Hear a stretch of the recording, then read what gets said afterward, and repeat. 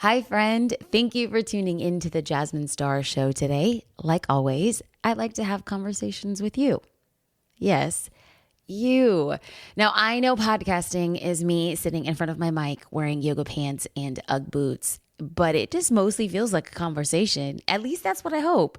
Because when I podcast, I think of you and I pretend we're sipping on coffee, having a conversation. Except I hope, I'm not wearing yoga pants. And I hope I would have washed my hair. Is that TMI? Probably. Listen, I'm just going to be real with you. I am recording this at 5 a.m. in the morning. I don't look cute, but you want to know what? I don't have to look cute. I just have to show up and serve you well. Speaking of serving you well, I want to invite you into a conversation that I had on the Go Getters podcast with Casey Morse. I had an interview with Casey recently, and we had such a good time spitting truth about life and business that I want to play it for you too. So in this conversation, we discuss overcoming imposter syndrome, choosing to be scared, and growing your business despite spinning on what Casey calls the hamster wheel of despair. Now, I should be real.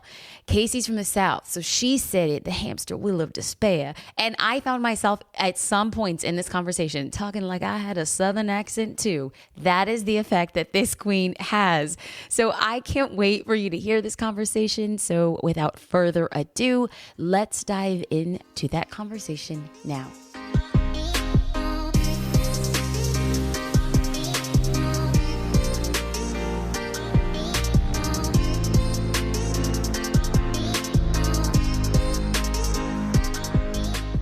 Hey, go-getters. Oh my goodness, best day ever. I have for you today a special treat.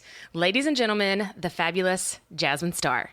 Hey, I'm so happy to be here. Thank you, doll. This has been a while in the making. I'm really happy and excited to basically break the internet with how fast we talk. I totally agree. People are going to have to listen to this on half pace. They're going to be like, what happened? These girls just had a little too much caffeine. And yes. That's okay. I love it. I love it so much. So, Jasmine, you probably already know this, but for the listeners that don't know this, I don't know. I feel like we have defining moments that help us grow as an entrepreneur or in who we are, make us become better go-getters, if you will. And you probably don't even know that at the Kajabi stage, you knew who I was in a sea full of 1,000-ish people. I just grabbed a microphone and asked a question, and you said, "Are you the teacher?" And that moment was one of those moments for me. That's actually, wow, we're hitting the ground running. I absolutely love what this means because, I don't think that defining moment is beyond anybody else who can ever stand up in a crowded room of 1,000 people or 10,000 people, because the magic of what you did is the magic that's accessible to truly anybody who's listening to podcasts. So let's back this up and color the picture a little bit differently, because you stood up in a sea of 1,000 people and I knew who you were, not because you were cute, although you are, and not because you're smart, though you are, not because you're a podcaster, and because you are. It was all the reasons why somebody wouldn't know a stranger in the room, and yet you created a personal connection. And that begs the question, well, how? How did a stranger create a friend from another stranger on the internet? And this girl standing in front of me holding a microphone simply went on Instagram stories and spoke her truth. And she said, "Oh, there's this Jasmine Star girl." And you would tag me in your stories. And I thought, she's really compelling. I like her. And then all of a sudden you would DM me and we would casually DM each other. And then you would send me DM videos. Yep. And I got to know, like, and trust you. And you want to know what? That doesn't cost money. And it doesn't cost fame. And you don't have to be quote unquote important, or you don't have to be popular, and you don't have to be an influencer. You just have to be real, and you have to offer value, and you have to be a warm and fuzzy human on the internet. And y'all, that is available to everybody. So job well done. I mean, we're mic dropping. We're like 3 minutes in right now. I'm so Was that a mic drop? That a mic drop? Because girl, we're going to have to buy you a lot of mics. I didn't really think it was all that, but hey, I received that. Good. I received that a podcast blessing. So good. So let's tell the listeners of the Go Getters podcast who you are, because some people may not know. We've got a lot of people that are just starting their entrepreneurial journey, and we have some people that already adore you. But let's say who you are, what you're all about, and why you're here today. My name is Jasmine Starr, and I'm a photographer and business strategist from Newport Beach, California. And I am the founder of Social Curator, a monthly social media membership that empowers small business owners to show up on social media every day and build their brands. That was good. Thank you. Well, thank you. Well, today I brought Jasmine on. I actually got my kid to do a video recording. We drew her a picture and we were like, hey, Jasmine, you want to be on the Go Getters podcast? So I used my kid as leverage to get her here today. And I'm so excited because today's topic is all about quieting the noise in your business to build the business of your dreams. Because as entrepreneurs, we have, loud noises coming at us in all different ways. But specifically today, what I want to talk to you guys about is it's a syndrome that I didn't know I had until I had heard about it. And I thought, man, this is me. And it's all about imposter syndrome. It's the thing where we're not good enough. We feel like we don't deserve everything that we have achieved in life. And Jasmine, have you ever felt that in your business when you first got started, or do you still encounter it sometimes? So just to expand the definition of the imposter syndrome, because 100% I co-sign on your definition. But one thing that really resonated with me when I had read the definition, it was wondering why me? And or who am I to do this thing when there are other people more qualified, richer, better looking, funnier, whittier, and more popular? And we often ask ourselves these questions: who am I to, and then fill in the blank. Like, who am I to have a podcast? And who am I to pick up a camera? And who am I to sell essential oils? And who am I to teach teachers? And the question that I have to ask myself whenever this ugly dragon rears its head is, who am I not to? Who am I not to have a podcast? Who am I not to speak my truth? Who am I not to be okay and enough in this moment to pursue the thing that I want to do? Who am I not? But before I stand like I'm on a tiny soapbox in like an arena, this is an imposter syndrome that is like a varsity Letterman's jacket that I wear far too often. And I graduated that school. I graduated high school. Why am I still putting on this varsity jacket of the imposter syndrome with the big, emboldened letters over the right side of my chest? IS. Why the imposter syndrome? I don't know. It's perhaps that I am the daughter of an immigrant. I'm a first generation Latina. I didn't learn to read till I was 11. I didn't know a single person in my entire life when I was 25 years old. And I said, I want to start a business. And I couldn't know a single person in my sphere who had started a business. I think that when you come from a land of lack and want, you only ever see the horizon of lack and want. And that when you only see the world from that perspective, the imposter syndrome isn't a varsity jacket. It's like a second set of skin that you wear.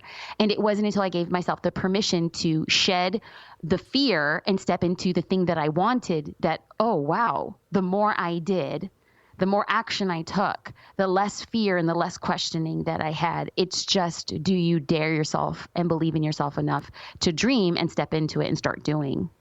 Amen. Do you feel like it has been, one thing after the other have you always been this confident in like how you are and how you run your business? Or when you started, did you have those voices, and how loud were they? Because for me, they were/are still very, very loud. My business has just recently taken off, probably in the last 8 months, substantially. And it's always there, but I'm learning how to quiet the noise per se. So have you always been this good, or has it been a learned awareness? I mean, I kind of am just wanting to mute this mic because I'm like laughing on the inside. It's funny they say, have you always been this good? And I'm looking around, I was like, oh, who else is Casey interviewing in this podcast right now? Because I know she ain't talking about me. I know when she says, are you this good? I was like, really?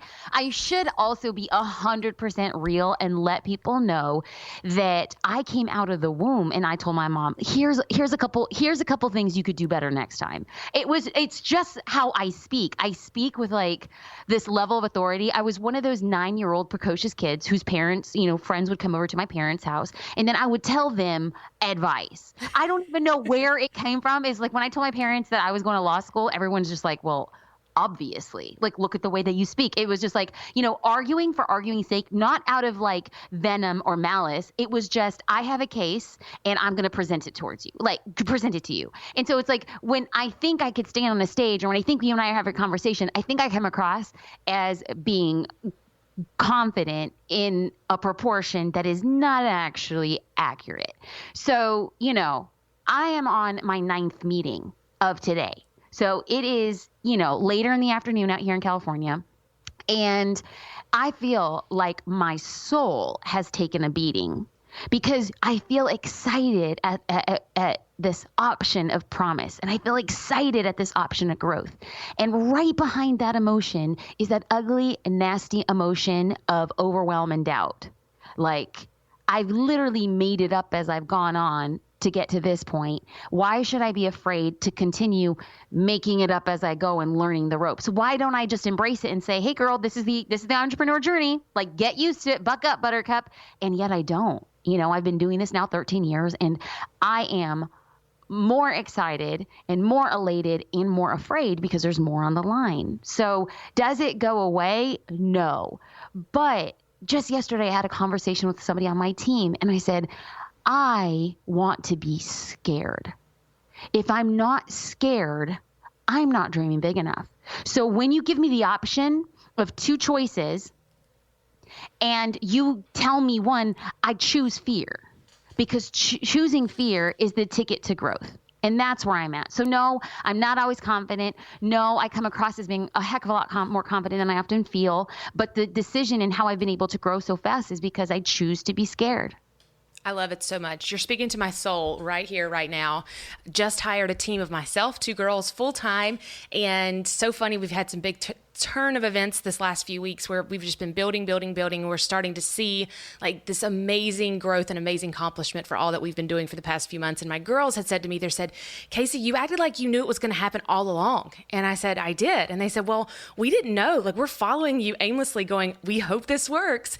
And I said, well, there is no other option for me. It is fight or flight right now. So we will keep growing and we will keep dreaming big. And as long as you all believe in me, then I hope you're here for the ride, because I now know, like, even though the fear creeps in, as you said, and it does more so for me, I'm sure than it even does for you, just because I'm so young into this journey, I have to keep looking forward and just knowing that it's all going to work out. And those voices inside of my head have to get louder, I guess, to make me stop. And I hope they never do. Yes, and amen. Already preaching. You were preaching on that Kajabi stage when I saw you, sister. It was so good. I enjoyed it so much. Well, thank you very much. I appreciate that. You're welcome. All right, so let's chat a little bit about the difference. There are people that are listening to this and think, man, and you said you do speak with authority. That's a great way to describe it. And I love how you said, like, I was just born that way. So, but there are some people that are listening to this podcast that feel that they have that voice, that what you're saying, they feel it, they feel like they are there, but they're not owning it. They're not really going past the point of, I hear the voices, I believe in myself, but I'm just not there yet. And they get stuck. They get stuck on this hamster wheel of despair, as I like to say, where they don't move forward in their business. They've bought the courses, they have, learned how to sell their teaching resources online, but they're not willing to take it to the next level because they're letting all those other things creep in. What would you say to them? The voices don't go away until you shut them out. Like, so you can sit here and entertain, like, quite often, let's be real, like, many people enjoy having the conversations with fear, and they love sitting across from doubt and pouring doubt a cup of tea and saying, tell me all the things that are going to go wrong. We invite it. There's a part of us, because our brains, our human brains, are hardwired for protection. It's like from our Neanderthal ancestors. It's like we are programmed for safety. And so we enjoy listing all the reasons why it's not going to work, because it's keeping us safe. So once we know everything, then we'll be safe. And then once we know what other people are going to say about us, and then we're okay with their opinions, then we're safe. But all you're doing is procrastinating under the auspice of perfection, right? We want this perfect course, and we want to say the perfect thing on social media, and we want to have the perfect opt-in, and we want to have the perfect podcast. And guess what? Perfection is a myth. Perfection is entirely subjective. What you think will be perfect, you can put it on the internet and the market thinks it's trash.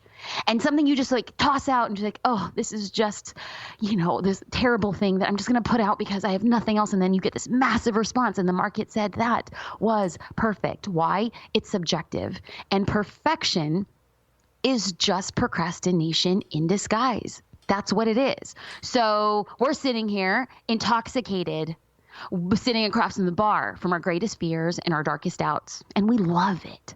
It isn't until you look around and say, I'm tired of sitting in this dusty bar on this broken chair, listening to people who don't care about me, and you get up and you walk out and you keep on walking. That is the only, and when I mean walking, let's take this analogy and be real, doing the work.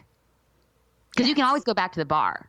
The bar will always be there. Stop drinking, get sober, start walking.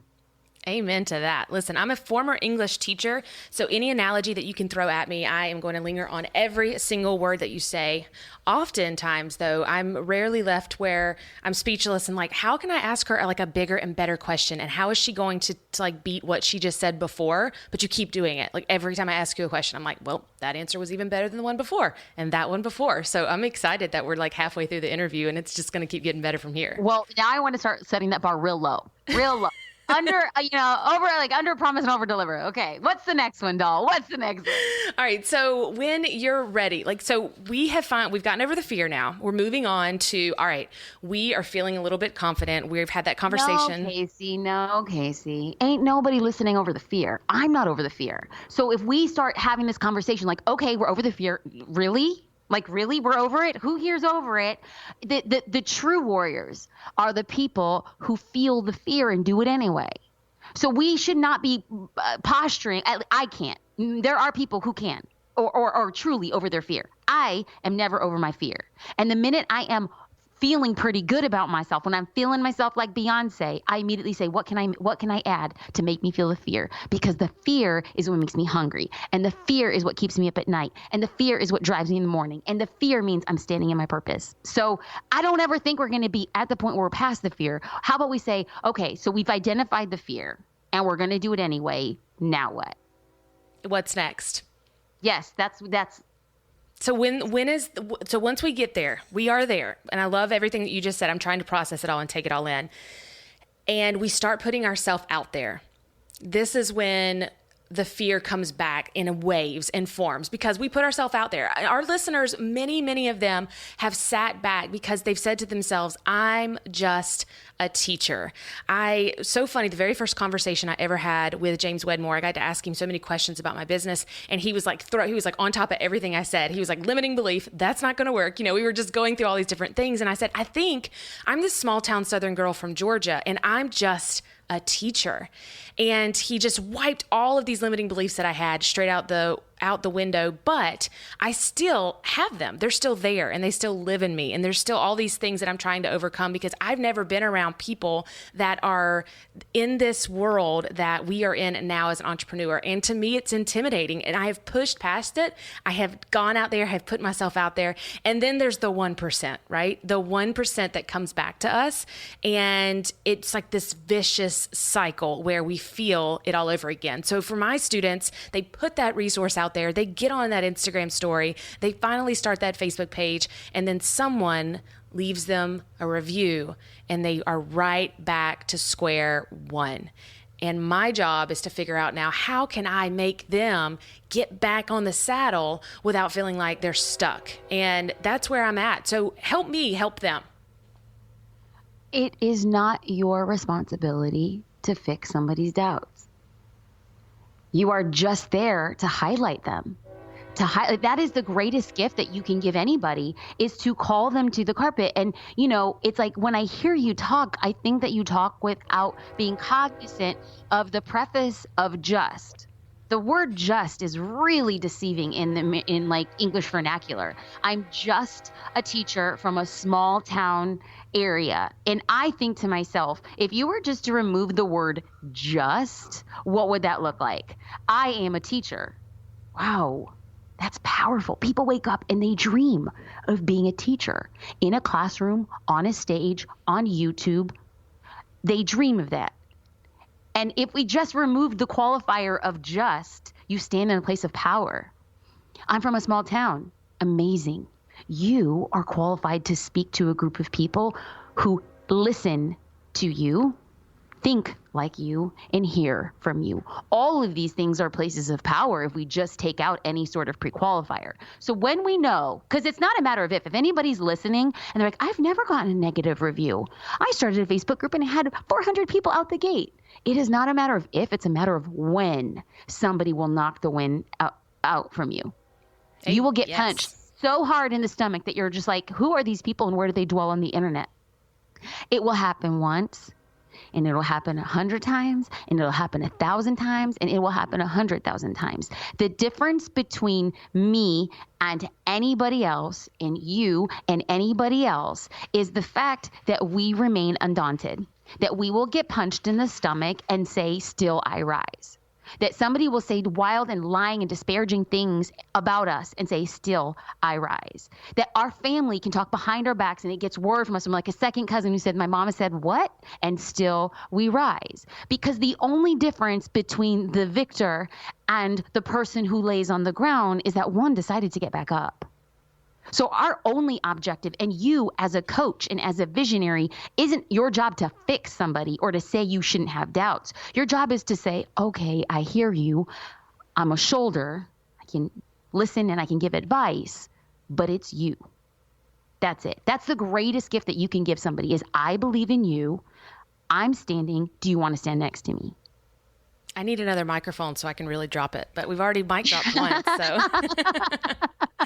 And she lives and breathes this truth, guys. I had a recent incident on my Instagram, the first time, for real, first time in my Instagram life where the haters came out of the woodworks. 2:00 in the morning, got up, and I was just berated by direct messages and things because of something that I said. It was that the intention did not come over on what the impact was. And it was hard for me to sit there and digest. And it was Jasmine in my direct messages that gave me a voice message that I said, I rise, like you said. Like I am taking this and I am using this as fuel to move me to where I need to go because this is not it for me. This is just the beginning and the best is always yet to come.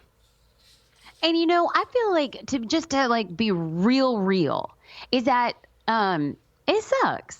Nobody wants to hear something negative. Nobody wants to read that. But let's have two sources of qualification. There is somebody who will give you criticism and they just tell you what you're doing wrong. And then there are people who give you a critique and they say this was wrong and this is how you made me feel, but this is how you can change it. I am not in the game on social media to be hearing anybody else's criticism. You have a critique? I will listen, I will modify, and I will change, and I will apologize. I will own the fact, and I make mistakes. I make them often. And the entrepreneurs who last over time can say, I'm sorry that this is how it came across. It was not my intention, but I own it.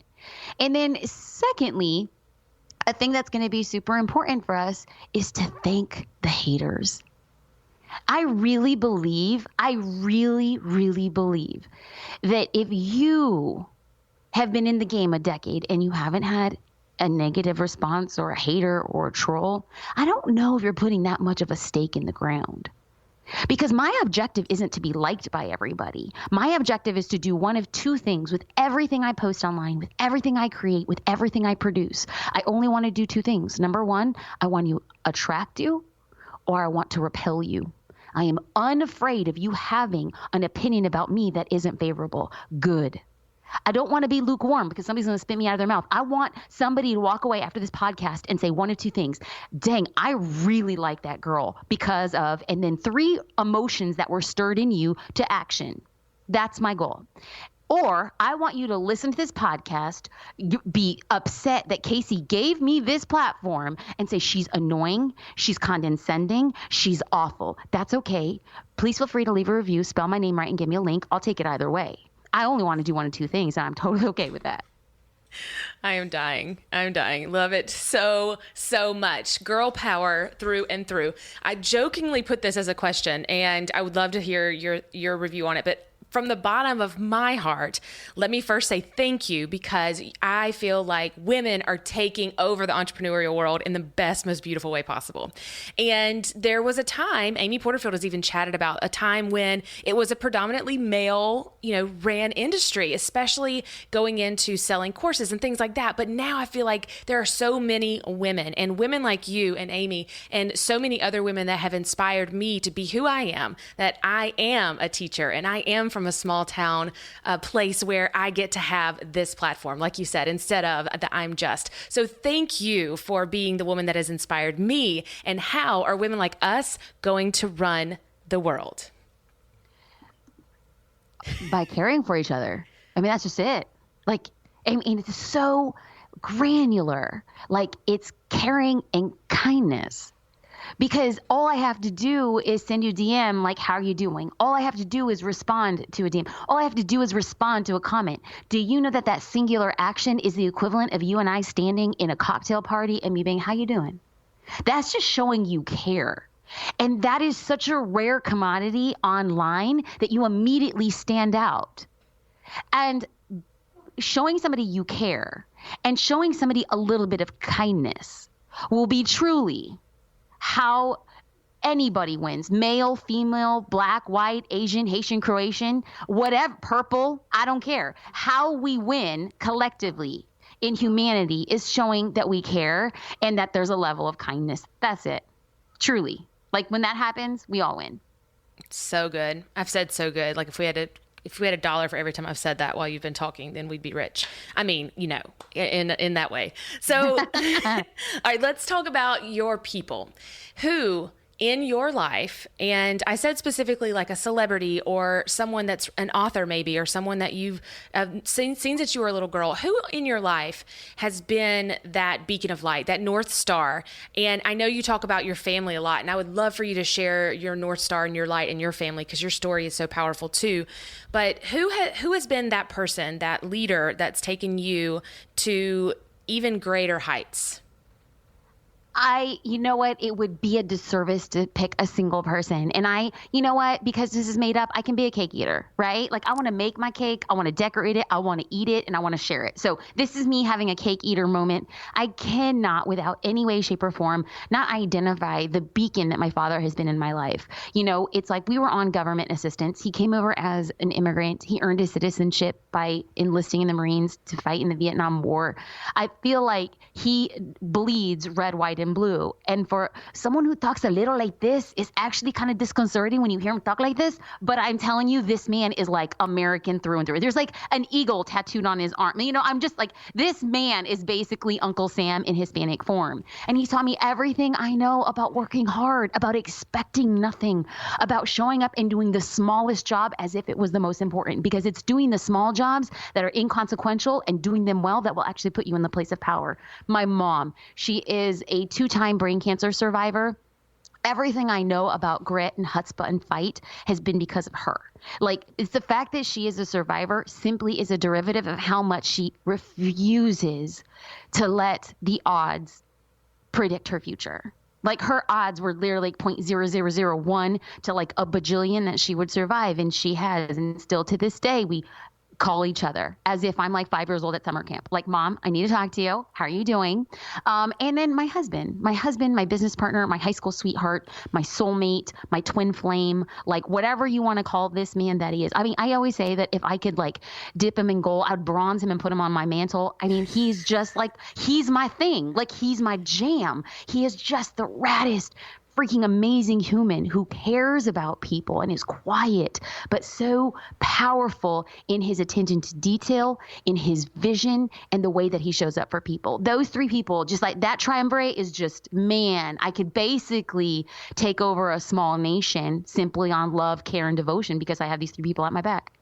What amazing things you have to say about your family too. And all the things you said, I feel exactly the same way about my mom and my dad and my husband, but they would be the first to tell you that, wow, they're going to listen back to this and be like, I'm going to need you to kind of step up your A game on what you're going to start saying. My husband's going to be like, so you're going to dip me and put me on the mantle? Because Jasmine Star said she would do that with her husband. So you need to step it up. I'll send you a DIY bronzing your spouse kit. We'll sell them. That's going to make millions, boo-boo. Love, love, love it. Okay. let's talk about, I'm not going to keep you much longer. I got a few more minutes. What is your why? I believe that I wake up every single morning to empower people to believe that the impossible is possible for them. That impossibilities are actually possibilities in disguise if you know what you're looking for. And I say this as a testament of somebody who had every limiting belief and every limiting opportunity in front of me. Like, Casey and I have these conversations about like who I am as an entrepreneur, and I'm a law school dropout. And I said, I saw my mom battle cancer, and I realized that life was short. And when my brand new husband, we'd been married 3 months, and he asked me, what do you want to do? And I say, I want to be a photographer. And he says, okay, but you don't own a camera. Like, I know, but if I had a camera, I really think that something like this could change. And that was the first time in my entire life that I looked at something as impossible of becoming a photographer when I didn't own a camera, and realized that I was the only thing stopping me from becoming the thing I wanted. And oftentimes I wake up and I realize that whatever it is that somebody wants to do, it is possible. But are you going to get out of your own way? And I believe that I've been put on this earth to empower people to get out of their own way, to do something that is bigger than them, because we want to limit ourselves to only seeing and doing what we have seen and been done before ahead of us. Our objective, if we get out of our own way, is to do something bigger, something that the universe and our soul has been calling us to as a God-given right and belief for us to dream bigger than we can possibly dream. Can we have a conversation about that all day, every day? My why, which is manifested in different forms of my business, will always be the same regardless of whatever business I'm in. I am here to empower people to believe that impossibilities are possibilities for them. Hell yes. So good. Jasmine Star, this has been such a treat, not only for me, but I know for my listeners. And this is just the beginning for us in the Go Getters podcast and where we are headed. And I know that this is just the beginning for you and your business. Even though you've been at this for a while, I just see your future 25 years from now. And I am just honored to be a small part of your today. So thank you so much for doing this interview with us. Thank you, Casey. I received this. Thank you, doll. All right. Take care. Can you relate to wanting to have the most perfect Instagram feed, freebie, website, offer, podcast, and all the other things in our businesses? Can you relate to never being over your fear, but putting yourself out there anyway? Friend, perfection is just procrastination in disguise. And like, I'm just being real with you. More than anything, I want for you to believe that when you are standing in your purpose, it is already perfect. It is perfect because you are seeking out your mission and following your dreams, and you are passionate about what you do. That, my friend, that right there is perfection. If you are still struggling with making the mindset shifts that we discussed in this episode to grow your business to new heights, I have a journaling exercise in a corresponding video that you would love. You can get the top 5 mindset shifts that I've made and that have really changed the game in my life and my business, and it is completely free, and you could download it at jasminestar.com/mindset. It's also linked in the episode description for you to grab whenever you are listening to the podcast today. Friend, thank you for subscribing. Yes, I just threw that in there. You may or may not be subscribed, but this is me talking to you, baby boo. Hey, subscribe. And when you do, I will thank you then too. So thank you for subscribing to the Jasmine Star Show. I can't wait to continue serving you with business tips, my best advice week after week, and the occasional mic drop. And hey, sometimes we even do this party and have this conversation twice a week. So there you go. I can't wait to talk to you soon.